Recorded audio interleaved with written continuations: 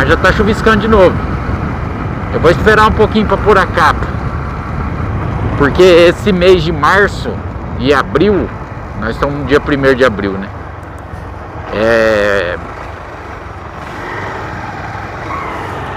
Não é de chover muito, o volume de água é pequeno. Então dá aquele chuvisqueiro aqui, você anda 2, 3 minutos, para. E quando você está de moto, o tempo que você leva para tirar e colocar a capa influencia, e também no cansaço.